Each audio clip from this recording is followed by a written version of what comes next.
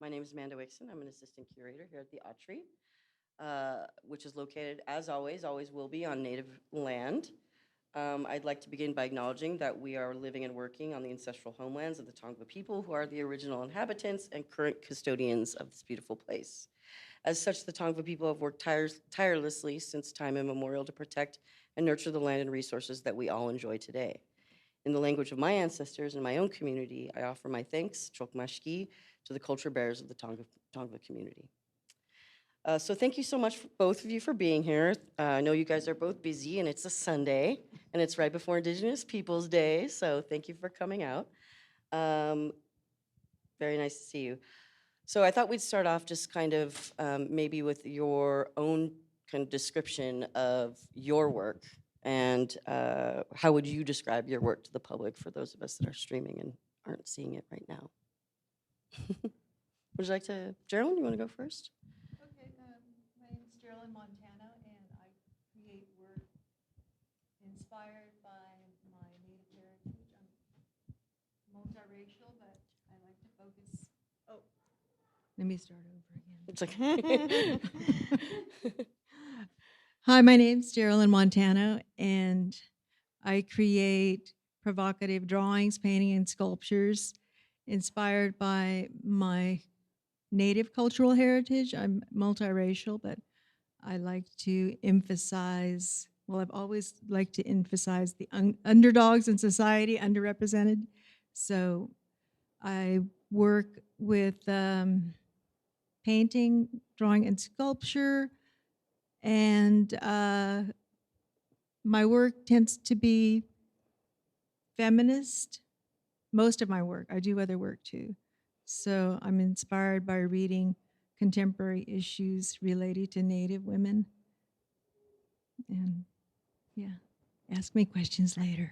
Hi, my name is Mercedes Dorame. I'm a Tongva artist. I would say maybe multidisciplinary. I do a lot of photography, sculpture, installation, and it's often rooted in re-understanding Los Angeles as a place and re-seeing it and imprinting the indigenous presence as a permanent presence in the space, and kind of looking at imaginations and reconnections between ancestral knowledge, bringing Native people into the present tense, and then pushing it into imaginations of the future.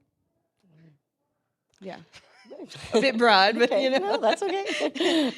So for Native people, this is, about California's Native space. So for Native people, California is obviously still very much a contested space. How has the narrative of California as a Native space changed since you began your lives as artists? Have you seen, it become more prevalent in terms of like a conversation or? Yeah, I mean, I think when I first started, my understanding and interactions in the land were as a cultural consultant. So it was sites of development, these places where our cultural belongings and ancestors were being disturbed. And so there was a real tangible connection to the land. When I bring that up as an experience, or even bringing up being Tongva, I would say I get less blank stares now. Like people still sometimes don't recognize that, but I think the visibility has increased quite a bit over the last 10 years since I've been kind of starting out. Mhm. My interactions in institutional spaces and educational spaces, and just with the general public, I think has shifted. And I've been working in a park, and I was working, it was kind of like my studio space for like a few weeks, and this group of kids came up, and it was really sweet because they were really interested in what I was doing. And I kind of talked a little, I stopped what I was doing. I was like, okay, I'm gonna kind of have a moment. And I talked to them about what I was doing, and I started talking about my Tongva ancestry. And the guide with the who was bringing them around said, well, does anyone know the Tongva village name? And I kind of paused, and I was like, okay, this is interesting. And I'm like, well, it starts with a Y, because we were in downtown LA. And one little kid who was 6 years old said Yanga. And I was like, Wow. that to me is like one of those moments where you feel really good about the direction that we're going. But That's progress for yeah, sure. I was That's like, what's- yeah, you. Wow, tangible. They were amazing. Like, these kids. So anyways. Well, my work is not really focused on it's not land-based, but I see a connection to any native work to the land, because natives, we're close to the land, we pay attention to nature. Mhm. And I have seen definitely more visibility. I remember when I was in art school, when I graduated in 97, I took an outsider literature class, and I didn't know of any native art or native people when I was in art school. And I'd ask around, and not very many people knew or expected there to be native art, Mhm. or they wanted to say it's over at the historical museum, but that again kind of puts us in the past, but we're here today. So I see a connection that way, and I think it's the invisibility has decreased and the visibility increased. Certainly, as far as contested spaces go, I know in some of your work you address like boarding school histories and stuff like that. So, in light of recent current events, I think that's certainly getting a lot of attention right now. So, I wonder, have you seen that? Have you gotten more feedback or interaction based on that? Based on current events and people asking more about boarding school histories and some of that stuff that you address. In fact, your Yeah. work here in this gallery um, addresses that somewhat. Yeah, in relation to that now, I guess my work is more related than I really aim it to be, or Mm-hmm. what I thought, because relocation is about natives being removed from their ancestral land, and California has a huge diaspora of various Native Americans from different Mm-hmm. states or parts of the country. Mm-hmm. And the work I have in the exhibition here, when I remember I see red, it relates to the boarding school experience. My grandfather he went to a boarding school, and my parents didn't really talk. They're like assimilated mainstream American. They didn't really talk a lot about it. So I got curious after art school and started reading, and I read about the boarding schools. And my work here in the exhibition is kind of inspired by the boarding school experience. Did you ask me a specific we're good. question about No, that's the good. boarding Well, schools? it's just I'm claiming that, contested space, for sure. And certainly boarding school history is contested, and so your work goes a long way, I think, into claiming that history back. yeah. Speaking of contested, Yeah, what's going on in Canada and here now, it's like exactly, yeah. people didn't know, or they didn't want to remember the history of what happened in boarding schools, and now they're searching for Mhm. children that have passed away in boarding schools. It's new information for some people. Certainly. And of course, that has everything to do with land, right? Especially locating Native people and Native bodies in land. So there's a quote once, I'm not sure who it's by, but the quote is, "Non-Native people want rights to the land, while Native people have obligations." As Native artists, do you feel the weight of these obligations when you create your art? I feel like there's a deep connection and responsibility to what exists in the land still, the memory and the cultural knowledge and traditional knowledge around the caretaking of the land. Um, but in Los Angeles, where the Tongva are not fairly recognized, we don't have like allocated sovereign lands, and so therefore you're really connected to something that you're literally walking on. You're literally traversing these spaces, yet it's been kind of ideologically separated. Mhm. There's like no trespassing signs, and you're kind of questioned. There've been multiple points in my life where I'm somewhere and I get questioned for my presence or told I'm not allowed to be there, which always rattled me, and I didn't understand why I was being so rattled. And it was like, oh, it's because like these are our homelands, and to be told you're not welcome in your own homelands, it's really hard to kind of reconcile that. And Mhm. so I feel like a deep connection to bringing visibility and kind of bringing awareness into our presence. Mhm. But I think because of, property rights and property as investments and wealth generating mechanisms, there's a real desire to not want to see this presence, our presence Mhm. as people. Absolutely. Geralyn, do you want to make any comments on that, or? I'm sorry. I'm a little nervous and I forgot what your question topic Okay, was. why don't you take this? So one of the kind of a more, do you create your art to understand, or to express what you've already learned in your life as an artist? My process in artwork, I feel like it's a little of both, to express kind of how I feel about what has happened. And also, well, I read about the history and what's happening in contemporary Native communities. So I think it's Kind of related. a blend of like a learning experience and expression. Yes.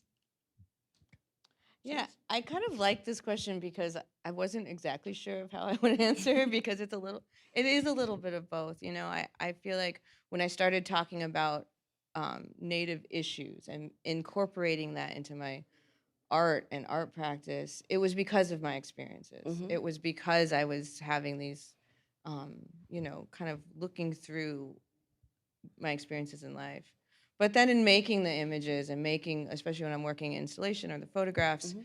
it becomes a processing mechanism. There's something really Yeah. special for me that happens in those moments of making that sometimes when you think back through the history or your own personal experiences and some things that feel very difficult, very burdensome, and very hard to understand or kind of work through, I kind of thought, well, I could, process them in a way that brings visibility and brings positivity, or they could become really debilitating for me. Yeah. And so for me, it became a way to work through those experiences in a way that's trying to be positive and transformative and not letting them be kind of, This completely question is for debilitating. both of you. Do you Yeah. do you find the experience overall to be somewhat cathartic then, or when you're finished with a piece, is it something that's still moving? Either. I guess I'll answer that Sure. first. Yeah. Yes, I definitely find it cathartic. Uh, my emotions behind some of the heavy topics I deal with, like sex trafficking of natives, abuse, and just the invisibility, Native Americans not getting any mainstream media press. There's a lot of things. So it making artwork helps me process those feelings. Mhm. I do, since the topics are heavy, I do try to bring us. I'm playing with a little bit of humor now, but I try to bring like the visual aesthetics to entice people in. Mhm. I think about that, include like the beautiful parts of Native American culture, animals, plants, or sometimes pieces of regalia, but I try to make it appear more contemporary. Mhm.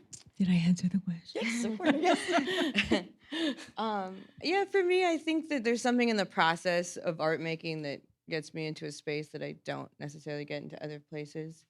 But I'm also really strategic about where I make work in Mm. that it gives me, it's almost like granting me access to these outdoor spaces and giving me a purpose there so that if that person does come up to me and question, like there's some sort of like, it creates like a drop point, like a pinpoint where I'm kind of,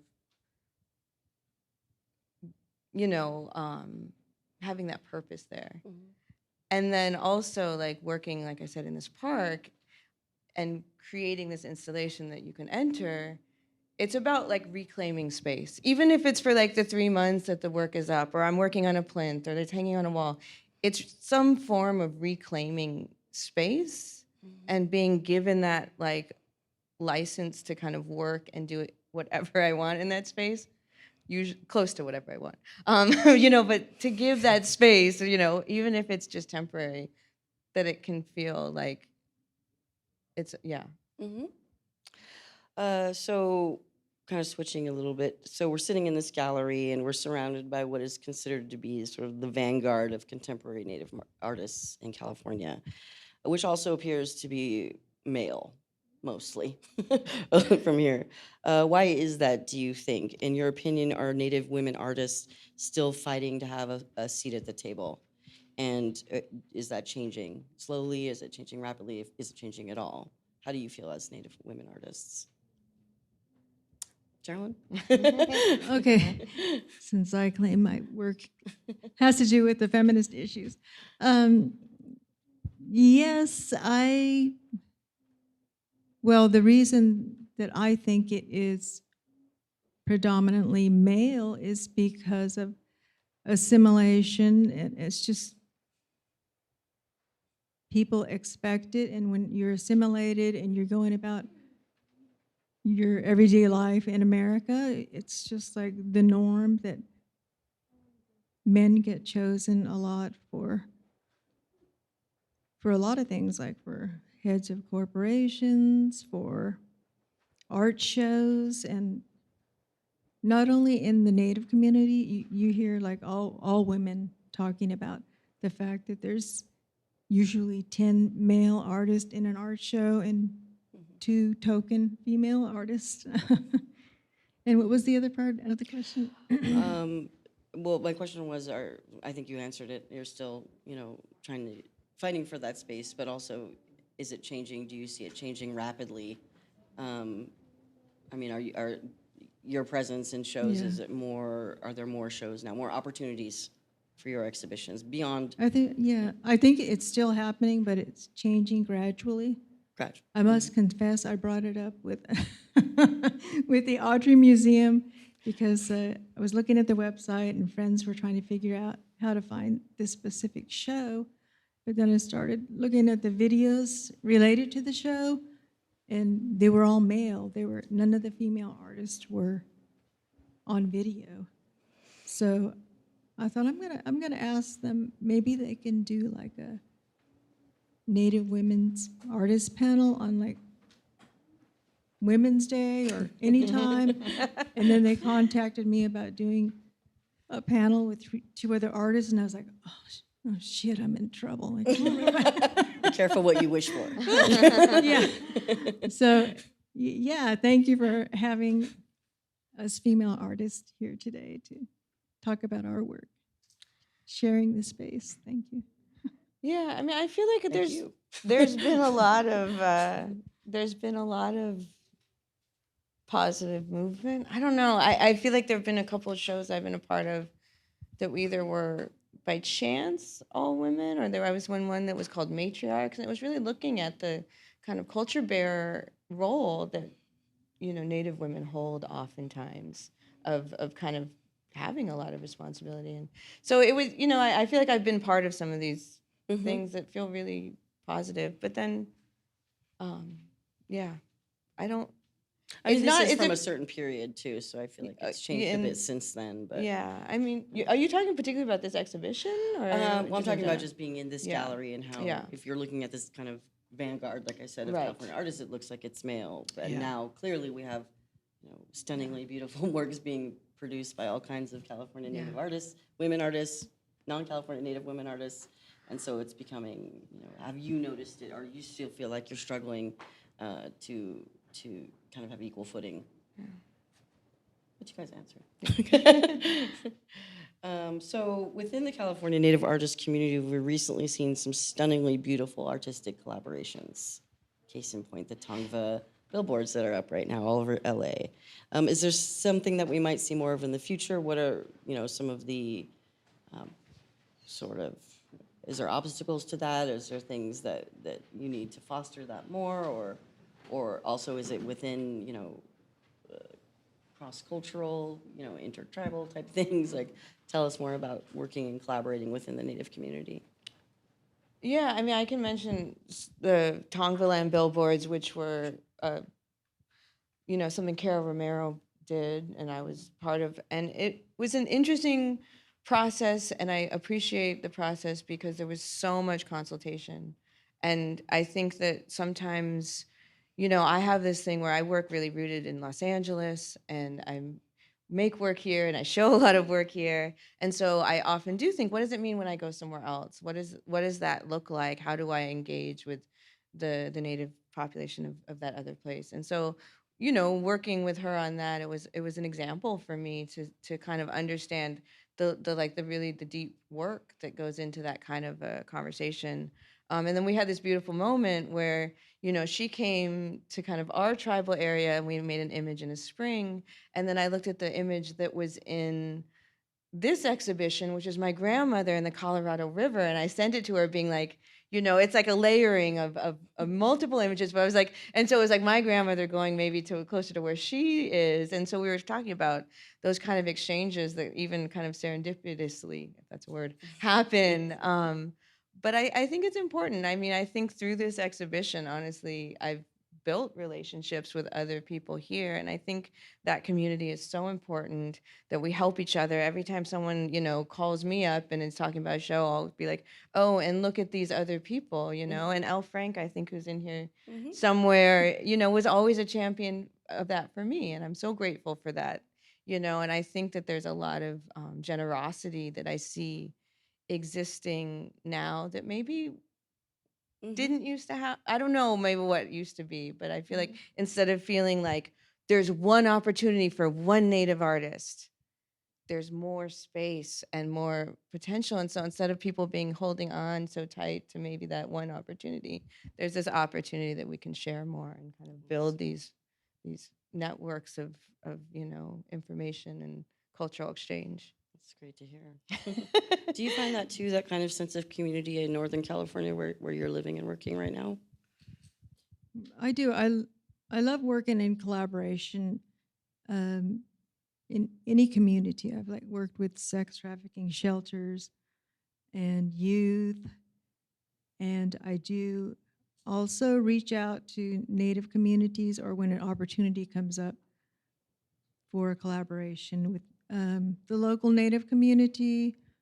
I I apply or try to get involved, and I've to be honest, being raised in an assimilated family that didn't really talk, and as I was growing up about Native culture and our personal Native culture, I'm trying to learn on my own by reading and also connecting when I can, like Mercedes said, meeting people. But sometimes it's a struggle because some Native people, they kind of, I don't know, there's this little bit of infighting goes on about how much Native you are, and that's a part of like the colonization, though, all those terms like blood quantum and all that. But since it's fed to us in education and the mainstream media, I believe that some natives like grasp onto that and they question and start to push back a little bit. Mhm. And I think it's really important to work together whenever we can. So Mhm. might be good for many natives to just let their guard down and just let it have a natural flow and you collaborate. And since we're a minority, we all need each other. Mhm. Excuse me, need some water. Um, we need each other and we'll be stronger together. So it's a little bit sad when that happens, and I see that happening in the Native community. Yeah, of course. So, uh, one of the questions I have is, I guess this kind of feeds on this a little bit. Outside the Native community, how can non-Native institutions support Native artists and activists, in particular Native American women activists? How would you like to see that support? Other than, I mean, I'm talking about, for example, more collaborative shows, shows for Native women only? Like, what do you envision for something that could produce like fruitful sort of network? Give me your dream list. Well, I think that,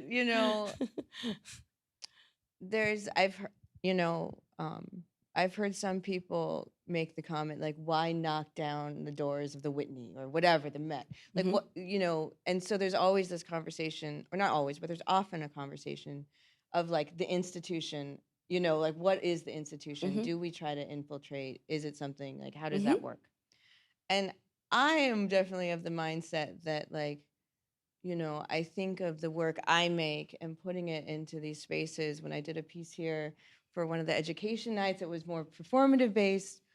My daughter came, and she's 5.5 now. This was, I don't know, maybe a year or so or more ago. And she came up and she saw this, and now she says, "Hey, Mom, when are we going to go back to your museum?" She like, and she will give me pieces of like rock and stone and things to incorporate in my installation.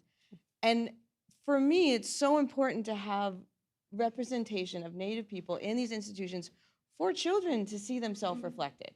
I think about like the Obama portraits, that very famous photo of the little girl looking at the Michelle Obama portrait. And it's like, I remember going to museums as a child and not seeing myself reflected in those walls.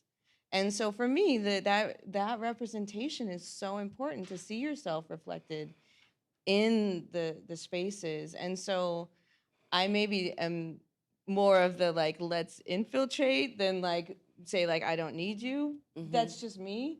And so in that, you know, it's exhibitions, it's collection, it's all those kind of modes of support that artists do need to sustain themselves, because, you know, it's not always the linear path being an artist, and you kind of need that kind of Mhm. tangible support sometimes. Mhm. So that's kind of how I approach it. Jumping in, not being in a linear path, we have members of the public in the gallery now, so we're going to have to put our masks on even if you're on stage. Okay. Sorry, security just told That's me. okay. Please, Tina. Sorry, you guys don't need to hear this. Please get me a mask, sis. Hey, non-linear paths, thank you for giving me such a great intro, Mercedes. You're welcome.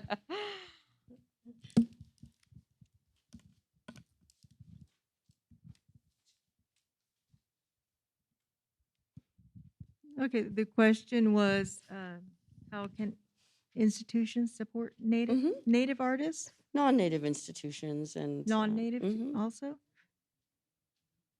Yes, I think both native institutions and non-native institutions would benefit native artists and the community to expose, like Mercedes said, so we need to see ourselves, and our children, native children, need to see themselves reflected Mhm. in any media, art, TV. Mhm. That's important. And the non-native institutions, I think infiltration is a good idea. Is a good idea because in relation to like growing up and not hearing the native story or the true native story, historical story, everybody could benefit from learning about our culture. There's a lot of there's still a lot of experiences and incidents where a lot of non-native people or even native people, no one knows about our culture. And I remember going to an art exhibition for some native women who made baskets, and it was embarrassing, but it was like shocking, but I don't think it was the person's fault. I remember this non-native lady asking the women, oh, you don't live on reservations? There, there's a lot of assumptions about Native Americans on so many levels. So I think Mm-hmm. infiltrating and supporting Native institutions both are very important. I like that you both mentioned talking about, future generations and how that's so important to the continuation and survivance of Native cultures. I know you guys both work with different groups of people, so would you like to speak about, I know you work with youth. Do you want to speak a little bit about that, and then we'll move to Geralyn? Yeah, I mean, I always enjoy engaging with children because they have really interesting questions. Then they'll ask you those questions that maybe an adult wouldn't be censored about. So I always enjoy those interactions, but I actually teach at the college level. Yeah. And so it's a really interesting experience because I do teach like the intro class, like the foundation class. Mhm. And so you get students who are just starting out and I teach in the photo program. And so it's a really great moment because I can talk about some of the more problematic histories of the camera in a way that we can then subvert it, but you can't kind of pretend like all that stuff doesn't exist and that you're kind of not engaging with this whole long trajectory. So I really enjoy that opportunity to kind of talk about that, to bring in writers and artists of color, because often the canon excludes those people. Mhm. And you think, oh, there are no like theorists or writers who are, Mhm. yeah, of color, basically. And so I enjoy that opportunity to kind of bring forth some of those people. I mean, I show the work from this exhibition, like I show the artists, bringing into the classroom these people that maybe these students wouldn't be exposed to in other ways. And I think that when I first started teaching, I was a little intimidated because I, thought that are you sure? What is, how do I fit here? But then I think as I've gone through that role, I've really understood that I might be the only like Native art faculty that these students engage with in their academic career. And so instead of feeling like I have to like touch on everything, I'm like, no, I'm going to show you Gerald's work and Lewis's work and Gerald, all these people who are amazing makers that they might not get exposed to. So that's kind of how I take it. Geralyn, would you like to speak about some of the communities that you work with? Yes, I've worked with youth communities. I think you mentioned that first. I think it's very important to expose the youth to their own culture, which they haven't often seen in the past. Specifically, Native Americans are more visible in the arts and in the community. And there's amazing revitalization of languages and culture going on now, and a lot of children learning about their language and culture. And I think in the past it was because of racism, it wasn't really embraced. I mean, I know I heard this one Native woman talking on a video I was researching, where she said that her family was Native, but she was told growing up to say that she was Mexican because there's even more racism against Native peoples. So things are changing though. And That's a common story here in Yes. California for sure. So, you guys obviously with your important work are influencing a next generation of Native people. Who influenced you? Who do you think influenced you the most in your lives as artists? It can be more than one person. That's a big one. I'll try to focus. I think maybe I would say that when I was in graduate school, I would go into the library and like do the search on like Native art, and then I would end up in the section that was like pottery and baskets and very like objects related to the past. And I absolutely believe that's art. I'm not trying to make that distinction. But they were never incorporated into like, it was so hard to find when I was in school, other artists. And I feel like that's different now. But one of the people I would say that really influenced me was James Luna. who is, and I love the piece that's in the show. Like, it Sure. kind of makes me cry every time I stand in front of it. You know, because I feel like walking this line between being in a city, being connected to the culture, like even like the Beach Boys piece, growing up in coastal California, Mhm. having that influence, and then also engaging with ideas of ceremony and authenticity and representation. It's like his wit is like a knife, you know. And I'm not a funny artist. My work tends to be more somber, but I always appreciated that work and his work in a way that it was inspirational. And then L. Frank also. But I mean, I could do a very long list, but I'll stick there because then people can go see the piece in the show after this. Yes, I think I mentioned a few minutes ago that it was hard to find Native American artists, like when I was in art school. And so, well, first, influences for me that were very important. I'll start with my mother because she taught me how to draw when I was younger. And she gave me the love of art and creating. And she's actually an artist herself.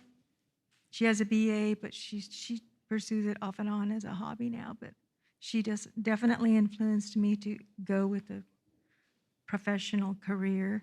And artists, when I did start looking for artists as influences or work that I liked, since I'm drawn to being a feminist or women's issues, I was really in love with the works at first of, which I still do love, Wengechi Mutu and Kara Walker.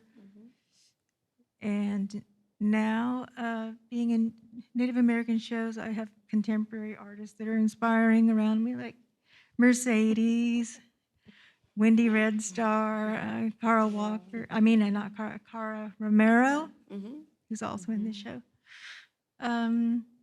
Yes, that's. Oh yeah, all of them. And so, you know, being from a Native community, of course, that's always so important to our identities. What role does the community play in your work in terms of exhibition or feedback, or that what part of your process does community play? Yeah. I think my first line of question is always with my father. Like, he's always my first. Maybe he should have been my influence. You know, like that first line of like running things that might feel sensitive by him.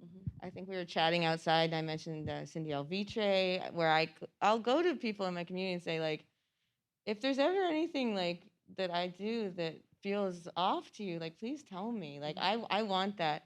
I mean, there's a certain license I have as a visual artist where I can speak from an individual point, and I don't claim to represent the whole community or the whole culture because I don't think that's possible.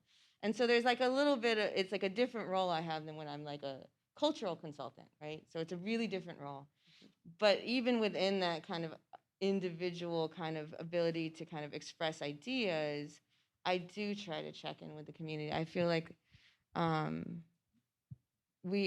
have a responsibility to them as well, because in a broader sense, it is about visibility of all of us. It's not just visibility of me. Like, that's not why I do this. It's not at all to be like, look at me. It's to say, look at this amazing legacy and future presence of our people. Geralyn, who is your sounding board in terms of your work? So.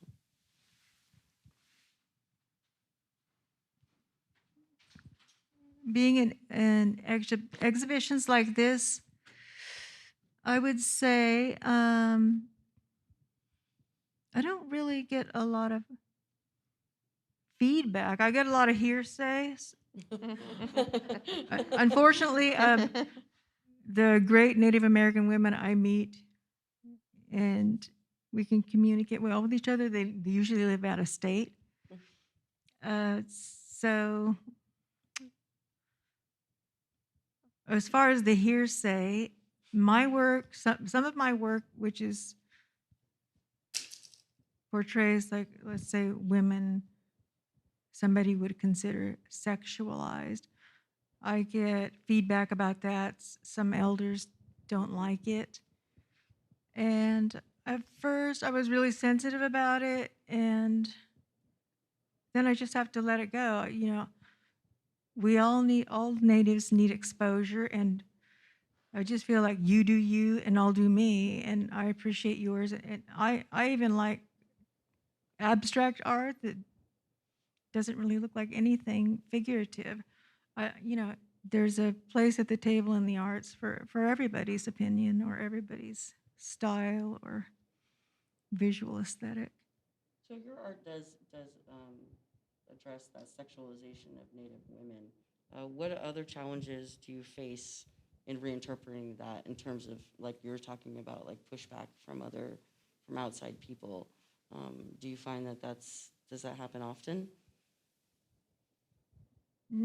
It doesn't happen often, but I do see it in the media. Like a lot of people don't like what they say is over-sexualized images of Native American women, but there are over-sexualized images of a lot of different women. But when they relate that to abuse, disrespect, or even rape, I kind of think that's a cop-out because it can lend toward victim blaming and the fact that we're sexual beings and women don't get the sexual freedoms, or it's unequal as far as how a woman lives her life. So Does that kind of feedback? So you mentioned sometimes you've had some elders kind of give you some feedback, but does it mostly come from outside the Native community or from within the Native community? since my work is Native American, it has come from mostly the Native American community. Mm-hmm. And I think they don't, we're all influenced by mainstream media and patriarchy. Mm-hmm. So, yeah. So what's next for both of you? Are there any projects that you'd like to talk about coming up?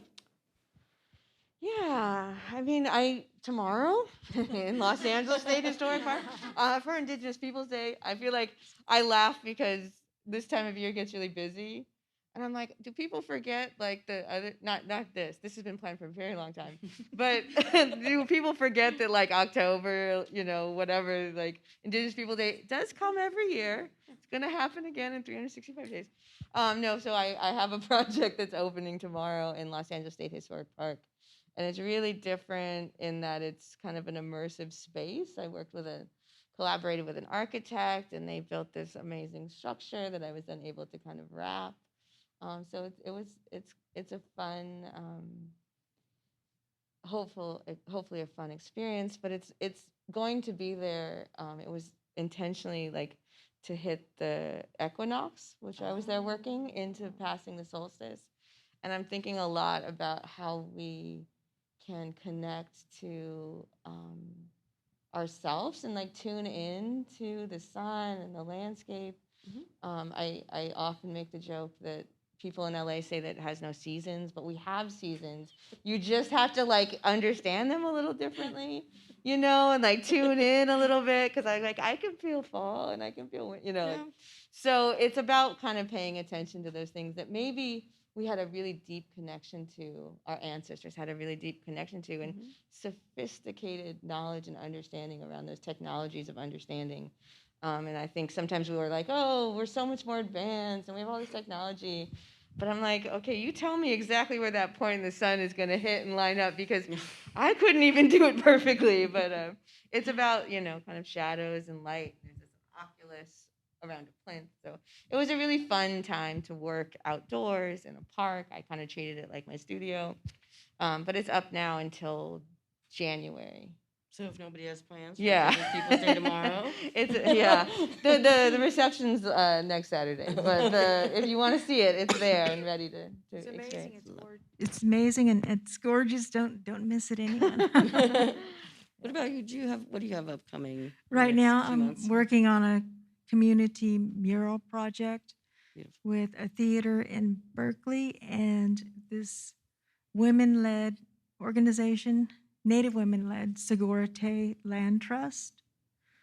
And Okay. I'm working with both the theater and Yeah. the Segurite Land Trust, working on a mural that represents like a land acknowledgement. Oh, beautiful. Very nice. When will that be? Well, I haven't done a community project in a while, so it's taking a long time. We're down to like 5 people discussing what imagery and everything, but before it was like 10 people, and it was like so many ideas, opinions. I like this, I don't like that. So it's taken a while, but we're getting somewhere. We're negotiating it. Good. So I'm often reminded, as a Native woman, that strength is encoded in our DNA. And I just wanted to take a moment to personally thank both of you for being here and for your work and for your very strong voices, especially at a time when our Native sisters are still struggling. In some cases, and they're still under attack throughout Indian country. So thank you both. Is there any questions? I can take like 1 or 2 questions from the audience. If there are any questions, go ahead. Well, wait for the mic, sorry. Wait for the mic. Sorry. That's my Hi. I just wanted to ask what advice you'd give to like up and coming artists.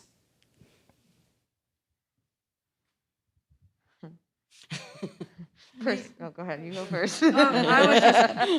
That's a big responsibility.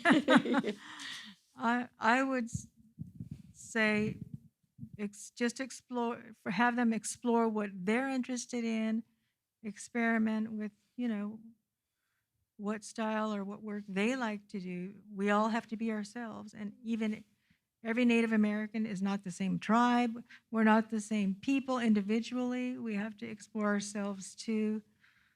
But I think most artists tend to be sensitive to relating that to their community and the outside world. Yeah, I mean, I think persistence is really important. And also, like, the community you build around yourself. I think having people that you do check in with. Sometimes I see work go into the world, and I'm like, where was how did that not get checked, Yeah. Sometimes it happens with, and so I think that you need those support networks to kind of be able to continue.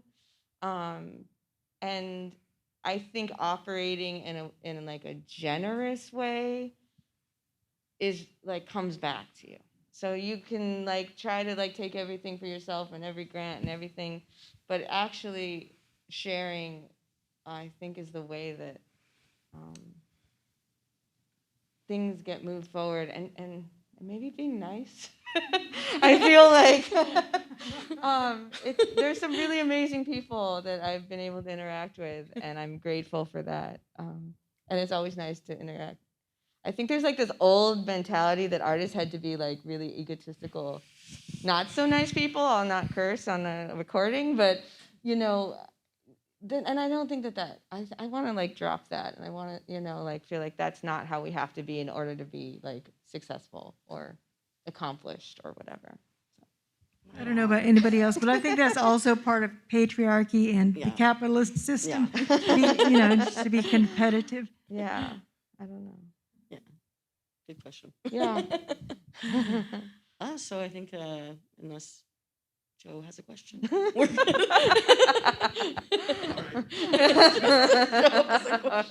Oh no, he always comes up with doozies. Yeah, I don't know about this. Everybody brace Well, thank you, first of all, for being here. I appreciate your stories. Thank you, Amanda, for doing such a great job on this. So my question, I know a lot of regalia makers. And when I talk with them, because I'm not an artist, nor do I portray one on TV. When I talk with them, they often talk about, as they are doing their process, and they kind of get in their zone. In some cases, they can kind of feel their ancestors with them. And with that, they can also feel the next generation, maybe their children. And both of you work in different areas, but I'm wondering if you can maybe talk about those, and I don't even know if there's really an answer, but talk about sort of that internal, emotional aspect, particularly considering, you're Native women. A lot of the work that you do has to deal with that experience. So there's a whole line of people, so to speak, standing behind you, right? And kind of helping you up. I wonder if you can talk about that a bit, particularly as it relates to your process. Thank you. Yeah. I mean, do you want to start? I just had a question. Okay. I mean, I think that that's absolutely part of the process. I think that when I was a younger artist, I wouldn't have maybe publicly acknowledged that feeling while making, because it's hard to acknowledge that to maybe people that don't understand what that connection feels like. But I always joke that I can't work around other people. Like when I go and make artwork, especially the photographs, that for me are these personal ceremonies, that I need to be alone. But part of that aloneness is not actually aloneness. It's just me being given this space and given this kind of ability to reconnect. And I listen to our songs, I sing, I think about my grandmother and my grandfather and their experience. And I think sometimes, we kind of acknowledge that there's traumatic things that have passed in our DNA, but I want to believe that it's not just traumatic things, it's also these abilities and gifts and knowledge and resilience that's also passed in the DNA. And so what it means to kind of get into that place where you feel that connection, I don't think that my work would exist without getting into that space, if that makes sense. I don't think it would be what it is without that openness to everything in that moment, including those layers of past and present. Myself, I do feel in connection to ancestors, distant ancestors, and also my grandmother, grandparents now, but exploring Native heritage on my own, it has been my route to that connection in a way, because I didn't get a lot of information from family around me. As far as emotional around that, it's sad, and again, art is cathartic. I make sure now to talk every now and then with my nieces, nephews, my son. My son's an adult now, but I've always talked about Native American culture, so they're aware of it, and it shouldn't be hidden from anybody like it used to be in the past. Well, thank you both. I think we're out of time, but thank you again so much for coming and sharing your time with us.